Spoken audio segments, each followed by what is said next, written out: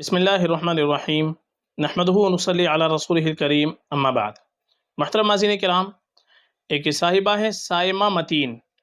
انہوں نے سوال کیا ہے عذبہ اس نام کا کیا مطلب ہے، اس کی پوری معلومات دیجیے۔ دیکھیے جو لفظ آپ نے پوچھا ہے عذبہ، عذبہ یہ عربی زبان کا لفظ ہے، اور عربی زبان کے اندر عذبہ کے معنی آتے ہیں چرے ہوئے کان والی اونٹنی، کٹے ہوئے کان والی، یعنی جس اونٹنی کے کان چرے ہوئے ہو یا جس اونٹنی کے کان کٹے ہوئے ہو اس کو کہا جاتا ہے عذبہ۔ اور عذبہ یہ حضور پاک صلی اللہ علیہ وسلم کی اونٹنی کا نام بھی گزرا ہے کہ جس کی رفتار کو کوئی بھی سبقت نہیں کر سکتا تھا، یعنی جو بہت تیز رفتار اونٹنی تھی اس سے آگے کوئی نہیں نکل سکتا تھا، تب تیز رفتار کے اندر مشہور تھی۔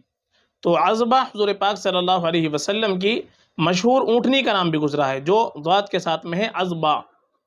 تو عذبہ جو لفظ آپ نے پوچھا ہے معنی کے اعتبار سے اگر آپ نام رکھنا چاہیں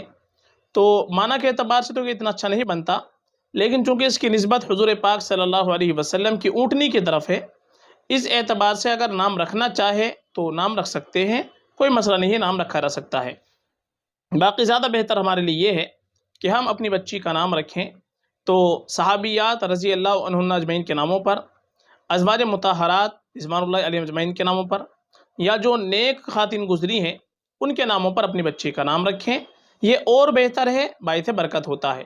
چونکہ اگر نیک ہستیوں کے ناموں پر، نیک خواتین کے ناموں پر اپنی بچی کا نام رکھیں گے تو انشاءاللہ کچھ نہ کچھ ان کی نیک صفات ہماری بچی میں پیدا ہوگی۔ اور ماں باپ کے اوپر اولاد کا سب سے پہلا حق یہ ہے کہ ماں باپ اپنے بچے کے لیے، اپنی بچی کے لیے جب بھی نام کا انتخاب کرے تو اچھے نام کا انتخاب کرے، ایسا نام ہونا چاہیے کہ جو معنی کے اعتبار سے بھی اچھا ہو اور نسبت کے اعتبار سے بھی اچھا ہو، تو اچھا نام ہم کو انتخاب کرنا چاہیے۔ فقط واللہ اعلم۔